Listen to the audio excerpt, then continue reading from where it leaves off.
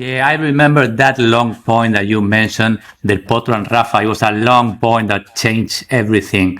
Rafa is unbelievable when he got the slight edge, and then you went to work for the British Tennis Federation. How was that experience, and what secrets did you get from there?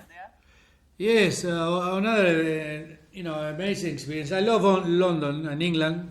I had a very close feeling. I have some good friends always there. I used to love that circuit because you spend 1 month in Wimbledon and you rent a flat, rent an apartment, and you have a normal life for 1 month in your life when you are a player. So London, you have concerts, you got theater, very intellectual, very very beautiful place. So I love the idea of going working there.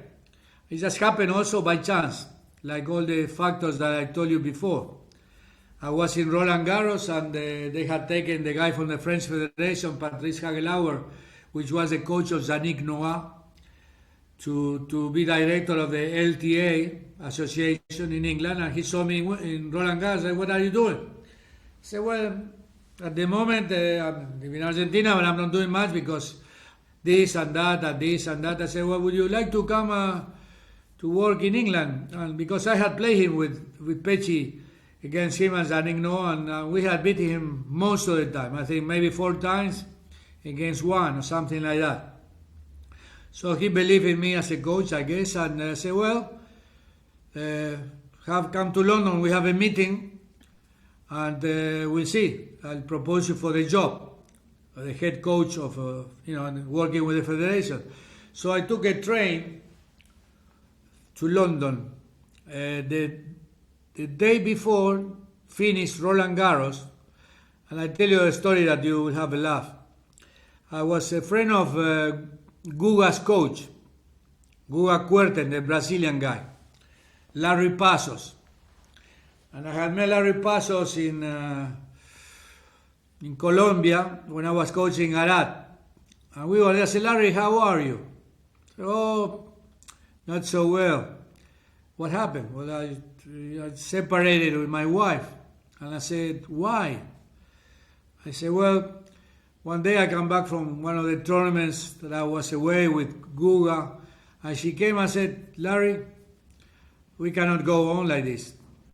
It's either Guga or me.'" And I said, "Guga." And amazing coincidence, because Guga was playing challenges at the time with Garat, and I said, "Well, the guy unbelievable. He's gonna gamble." And then I'm here, and the guy wins Roland Garros. Amazing. And he invited us to the party, big party at the Ritz, Hotel Ritz, the night that he's a winner. So I arrived there, and I had my best friend from Brazil, that drinking champagne at 9 o'clock, 10 o'clock, 11 o'clock. They never gave a food. Great party. Ended up dancing with Guga and Larry around 4 in the morning. And then went back home, and I had a meeting at the LTA in London. So I had to catch up a train at 8 o'clock in the morning. And I did a big bowl of soup, and then I took a train.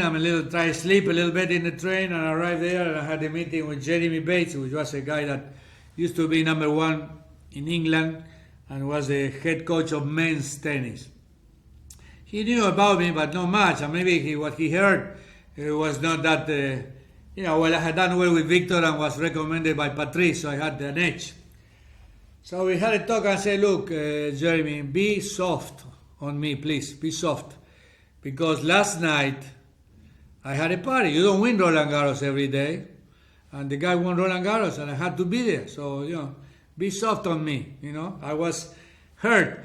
And he laughed a little bit, and then I said, "Okay, we agreed to the money." But he said, "Okay, well, let's try for 1 year." 1 year, because usually they do 2, 3 years. He said 1 year, just in case, It's funny. So I did very well the first year, and then I renewed for 3 years, and then I renewed for another 3 years. And what did I go back to the question? I thought that was a good time to relate that. But what I expected about England was not the same the expectations I had.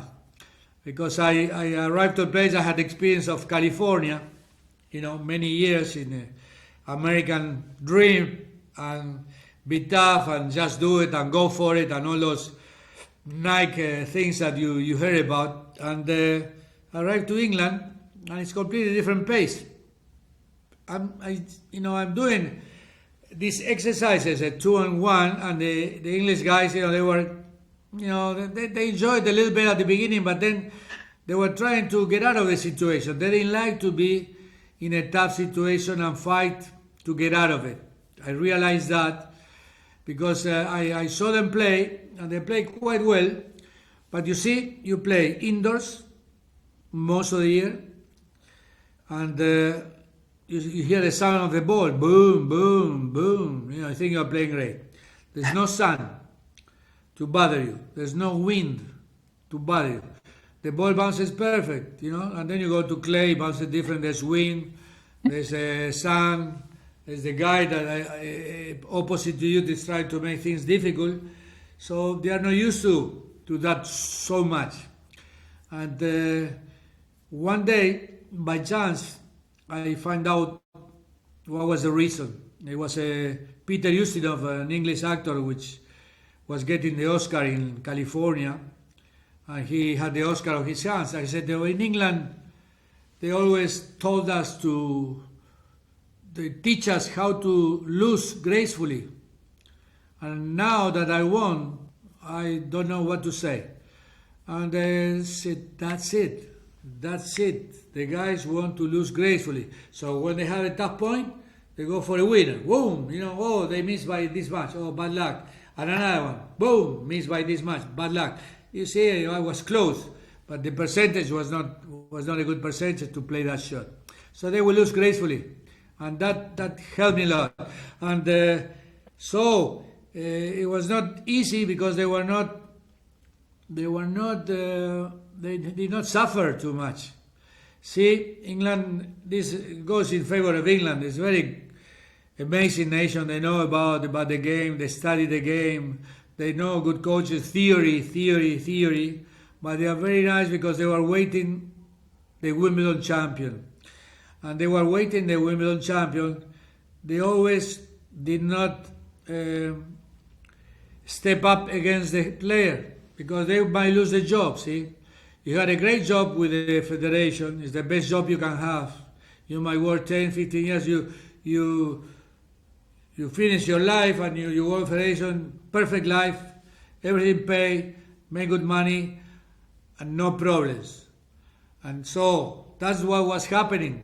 Not one coach basically went to the player and said, today you dropped the match, you tank, you didn't try hard enough, you didn't do this. And I did that. I was the first guy that I sent some guys home from Australia, from Miami, for not trying, for doing things. I didn't mind if I lose the job. I was not going to be there forever. And then they changed. Then they went and they opened up a little bit more after I left, and they got more players from a different type of philosophy. Not that the coaches were bad, but just that they'd rather keep the job. And the federations, they were expecting a junior to do well. They always give the reason to the junior too. They don't want to lose the junior. So it was a problematic situation. But I think I did a good job. I'm very proud, and I think that people like me very much there. I have good memories, and they always send me regards and see how I am. So Yeah, great. I would love to listen to your job interview. That's a funny thing. And then you came to Argentina and you were in charge of the player development. What are the main things that you do as soon as you start on your new job?